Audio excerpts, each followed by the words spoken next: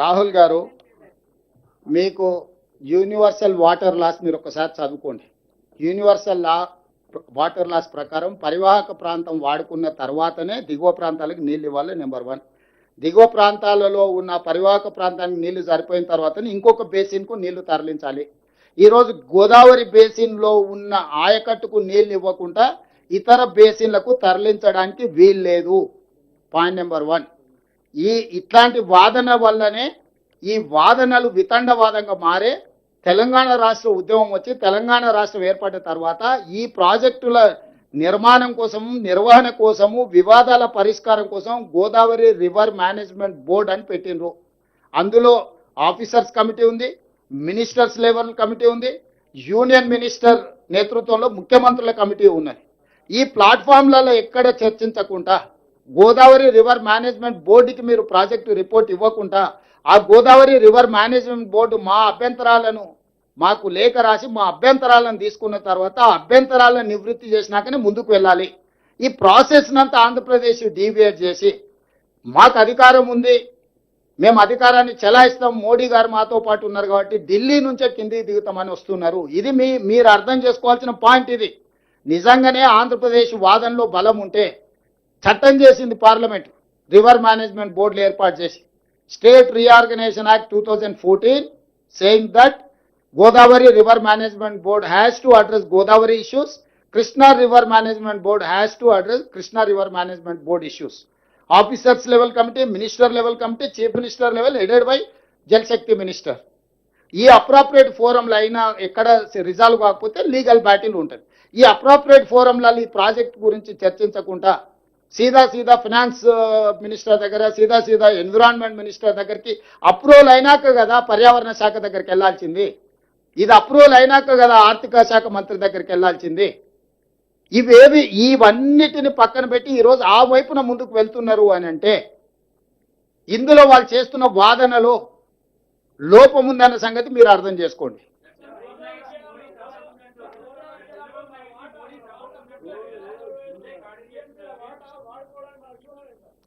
ఏంది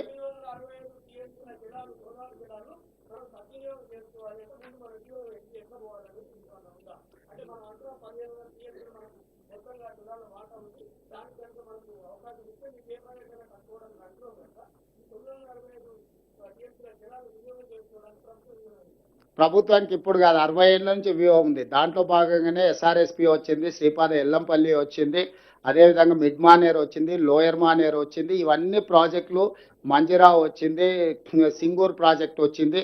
ఇవన్నీ ప్రాజెక్టులు కట్టింది తుమ్మిడిఎట్టి దగ్గర కట్టి ప్రాణహిత వరకు, తాండూరు వరకు 160 టీఎంసీలను తరలించాలని చెప్పి గోదావరి బేసిన్ మీద కూడా మేము ప్రాజెక్టులు తెచ్చినాం. గందరగోళం ఎక్కడొచ్చిందంటే రీడిజైనింగ్ పేరు మీద 2 లక్షల కోట్లు కొల్లగొట్టి నమస్తే తెలంగాణ అని పత్రిక పెట్టిరు చూడు, అక్కడి నుంచే సమస్య వచ్చింది. టీ న్యూస్ నమస్తే తెలంగాణ ఈ రాష్ట్రానికి పట్టిన చీడ పీడ.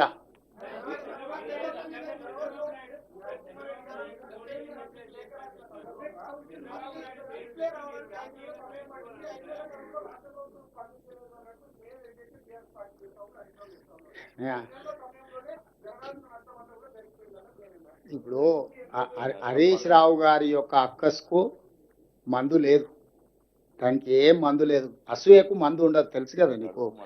కడుపు మంటకు కూడా మందు ఉంటుంది కానీ అసూయకు మందు ఉండదు. అది అసూయ.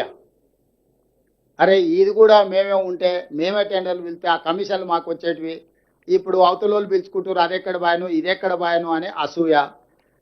5 నెలల నుంచి కంటిన్యూస్గా మేము రిప్రజెంట్ చేయబట్టే ఈరోజు కేంద్ర ప్రభుత్వం వెనక ముందు ఆలోచన చేస్తుంది. ఈరోజు మా ప్రయత్నాల వల్లనే ఇది ఒక కనీసం పులి స్టాప్ కామా పడ్డది. ఈరోజు మిగతా సమస్యలకు పరిష్కారం వస్తుంది. 10 ఏళ్ళు మీరేం చేసిండ్రని నేను అడుగుతున్నా. 10 ఏళ్ళు నీ ప్రాజెక్టుల అనుమతులు ఎందుకు తెచ్చుకోలేదు? వాళ్ళు కట్టేది ఆపే సంగతి తీసిపెట్టు. 10 సంవత్సరాలలో నువ్వు కట్టడానికి టెండర్లు పిలిచిన 1,50,000 కోట్ల కాళేశ్వరానికి అనుమతులు ఎన్ని తెచ్చినావు? 60,000 కోట్లతో మించిన పాలమూరు రంగారెడ్డి ఎత్తిపోతలకి ఎన్ని అనుమతులు తెచ్చినావు? 5 ఏళ్ళు హరీష్ రావు గారు సాగునీటి పారుదల మంత్రిగా ఉన్నారు, 5 ఏళ్ళు చంద్రశేఖరరావు గారు ఉన్నారు. వాళ్ళిద్దరు కట్టింది కూలింది గదొక్కటే, అంతకుమించి ఇంకేందని ఉందా నువ్వు చూపి. మల్లన్న సాగర్లో నుంచి నీళ్ళు ఎట్లా తీసుకుంటారు? మల్లన్న సాగర్కి ఎక్కడి నుంచి నీళ్ళు వస్తాయని అడుగుతాడు. అసలు ఆయన తెలివితేటలు అన్నీ కూడా తిప్పి నాకే చూపిస్తున్నాడు. ఈవెన్ గజ్వేల్కి ఇచ్చిన మిషన్ కాకతీయ అదేంది మిషన్ భగీరథలు ఇచ్చిన నీళ్లు కూడా శ్రీపాద ఎల్లంపల్లి నుంచి హైదరాబాద్కి మేము నీళ్లు తెస్తే మధ్యలో బొక్క కొట్టి ఆ నీళ్లు తీసుకొని పోయి గజ్వేల్కు తాగానికే నీళ్ళు ఇచ్చింది. ఈ రోజుకి అదే పైప్ లైన్ ఉంది, అది తీసుకుపోయి చూపిస్తాపా. మోడీని కూడా మోసం చేసింది, తీసుకొచ్చి మిషన్ భగీరథలో భాగంగా నీళ్లు ఇస్తున్నామని. ఎక్కడివా నీళ్లు? గోదావరి జలాలు 2011లో మొదలుపెట్టిన గోదావరి జలాలు 2015లో పూర్తయిన తర్వాత ఆ గోదావరి జలాల నుంచి పైప్ లైన్కు మధ్యలో పొక్క కొట్టి తీసుకొని పోయి గజ్వేల్కు తాగానికే నీళ్ళు ఇచ్చిండు. ఇది నిజమా అబద్ధమా నిజ నిర్ధారణ కమిటీ చేద్దాం. హరీష్ రావు గారిని కూడా రమ్మనుండ్రి, అధికారులను తీసుకొని పోదాం, మొత్తం చూపిస్తా నేను.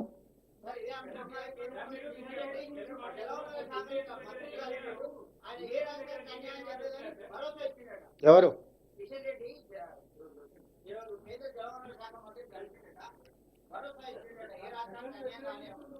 ఇప్పుడు నేనేమంటున్నా అంటే భరోసా ఇచ్చిండని కిషన్ రెడ్డి గారు చెప్తే సరిపోదు. కిషన్ రెడ్డి గారిని నమ్మే పరిస్థితి లేదు.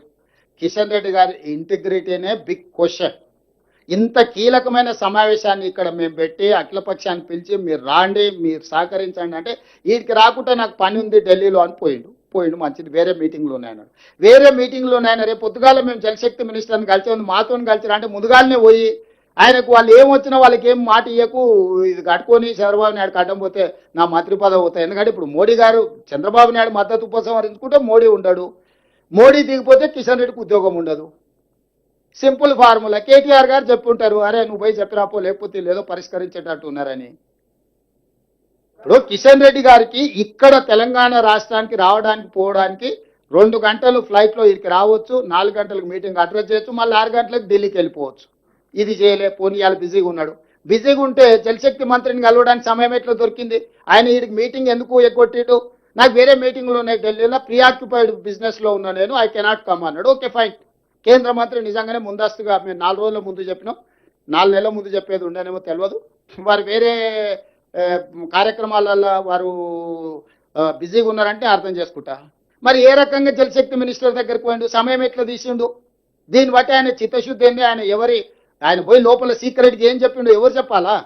ఏం మాతో పాటు వస్తే ఆయన కిరీటం పోతుందా? ఏం పోతుంది? ఇప్పుడు మేము రేపు పొద్దున్నే వస్తున్నాం కదా, ఈ ఒక్క రాత్రే కదా, ఈ ఒక్క రాత్రినే మొత్తం కొంపలని కూలిపోతుండేనా? రేపు పొద్దుగాల మాతో పాటు వచ్చి కూర్చొని బలంగా బలగుద్ది కిషన్ రెడ్డి వాదించుంటే మేమే బయటకు వచ్చి అరే కిషన్ రెడ్డి గారు అద్భుతంగా తెలంగాణ కోసం కొట్లాడిన ఆయన మేమే చెప్తాం కదా. ఎందుకు మాకంటే ఒక రోజు ముందు పోయి సీక్రెట్గా జలశక్తి మంత్రిని కిషన్ రెడ్డి గారు కలిసిండ్రు? దీని రహస్యం ఏంది? దీన్ని బట్టి ఇప్పుడు హరీష్ ఏమో అబద్ధాలు చెప్తాడు, కిషన్ రెడ్డి ఏమో పరోక్షంగా సహకరిస్తాడు. పార్లమెంట్ ఎన్నికలలో వీళ్ళు అవయదానం చేసి వాళ్ళకి 8 సీట్లు ఇచ్చారు. ఇప్పుడు వాళ్ళ సావు బతుకుల మధ్యలో ఉన్నారు. వాళ్ళని బతికించడానికి తెలంగాణ సెంటిమెంట్, నీళ్ళ సెంటిమెంట్ వాళ్ళ చేతి కాగితం ఇవ్వాలని కిషన్ రెడ్డి అన్ని రకాలుగా తెలంగాణకు ద్రోహం చేస్తున్నాడు. ఇప్పుడు వీళ్ళు అవయదానం లేకపోతే వాళ్ళు 8 సీట్లు ఎన్నికలు వస్తాయి. ఆ అవధానం చేసి వాళ్ళని బతికించినందుకు ఆయన తిరిగి రుణం చెల్లించుకోవాలని ఈ నీళ్ళ సెంటిమెంట్ను రగల్చి వాళ్ళని బతికించాలనే ప్రయత్నం చేస్తుండు. కానీ నిజాలు అనేటివి ఉన్నాయి కదా, నిజాలు నిప్పులు లాంటివి. అందుకే ఇప్పుడు అన్ని తీసుకొచ్చి మీకు చూపించిన మీటింగ్ మినిట్స్ కాదంటాడా? కాదని మనూరి వారు క్లియర్గా సహకరిస్తాము, రాష్ట్ర ప్రయోజనాలకు మేము కట్టుబడి ఉంటాము, మీరు ఎక్కడికి రమ్మన్నా వస్తాము, మేము ఎక్కడికి తీసుకెళ్లాలన్నా తీసుకెళ్తామని సమావేశానికి వచ్చిన డీకే అరుణ గారు, రఘునందన్ రావు గారు స్పష్టంగా రాష్ట్ర ప్రభుత్వ వాదనతోని ఏకీభవించారు. భవిష్యత్ కార్యాచరణలో సహకరిస్తామన్నారు. ఎక్కడికి కావాలన్నా తెలంగాణ ప్రయోజనాల కోసం మేము కట్టుబడి ఉంటాం, మేము ప్రయత్నం చేస్తాం స్పష్టంగా చెప్పారు. వాళ్ళ మాటల్లో మాకు చిత్తశుద్ధి స్పష్టంగా కనిపించింది.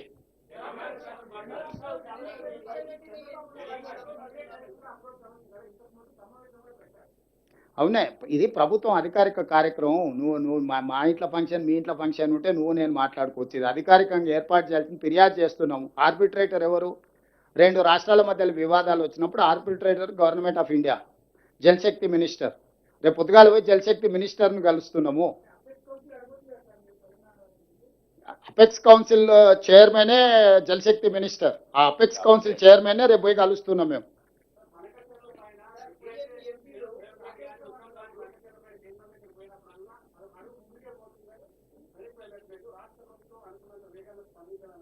ఎవరంటారు?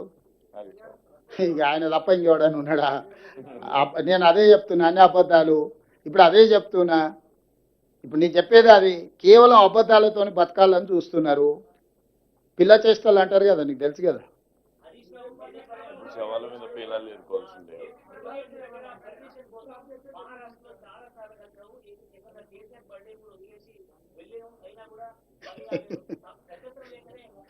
నరేందర్, ఇట్లాంటి అబద్ధాలతో ఎక్కువ కాలం బతకలేరు. క్యాబినెట్ అప్రూవల్ ఉందని చెప్పిండ్రు. 96 క్యాబినెట్లు అయినాయి. 96 క్యాబినెట్లలో ఎక్కడ కూడా కాళేశ్వరానికి అనుమతి లేదు. నేను స్పష్టంగా చెప్తున్నా. కాళేశ్వరంలో కట్టిన ప్రాజెక్టుల యొక్క అంచనాలు పెంచడానికి క్యాబినెట్కి వచ్చింది తప్ప అక్కడి నుంచి ఇక్కడికి తరలించాలనేది ఏ రోజు క్యాబినెట్లో చర్చ జరగలేదు. దానికి సంబంధించిన పూర్తి వివరాలు డాక్యుమెంట్లు ఉన్నాయి. ఇప్పుడు నేను చీఫ్ మినిస్టర్ ఏది మాట్లాడినా కమిషన్కి ప్రభావితం చేస్తుందని కోర్టులో పోయి ఒక తొండివాదం చేసి ఏదైనా కోర్టు రిలీఫ్ తెచ్చుకోవడానికి చిల్లర ప్రయత్నం చేస్తారని నేను వివరాలు చెప్తలేను. నేను అన్నీ మాకు ఎట్లాగో ఇప్పుడు లేఖ రాసిండ్రు. 30 తారీఖు లోపల కమిషన్కి పూర్తి వివరాలతో కూడుకున్న నివేదిక మా సాగునీటి పారుదల శాఖ సబ్మిట్ చేస్తుంది. కాళేశ్వరం కమిషన్ మాకు లేఖ రాసింది. ఎప్పుడు ఈటెల రాజేందర్, హరీష్ రావు, చంద్రశేఖరరావు గారు కమిషన్ ముందల హాజరయ్యి ఈ ప్రాజెక్టులకు క్యాబినెట్ అనుమతి ఉంది అని వాళ్ళు చెప్పిండ్రు. దీనికి సంబంధించిన వివరాలు మీ దగ్గర ఏమైనా ఉంటే కమిషన్కు సబ్మిట్ చేయండి అని చెప్పి మాకు లేఖ రాసింది. దాని నేపథ్యంలో 30 తారీఖు లోపల పూర్తి వివరాలతో కూడుకున్న అన్ని ఆధారాలను కమిషన్కు అందజేయడం జరుగుతుంది. వాళ్ళు చెబుతున్న అబద్ధాలు కమిషన్ ముందల తేటతెల్లం చేస్తాము. ఇంకా అబద్ధాలు చెప్పి బుకాయించి ఇంకేదో కాలం గడపాలను లేకపోతే కమిషన్ విచారణ నుంచి తప్పించుకోవాలని వాళ్ళు ప్రయత్నం చేస్తే అట్లాంటి పప్పులు ఏమీ ఉడకవు. ఎవరు ఏదైనా చేసుకునే దుంకమను బెస్ట్, పోతే లాభం.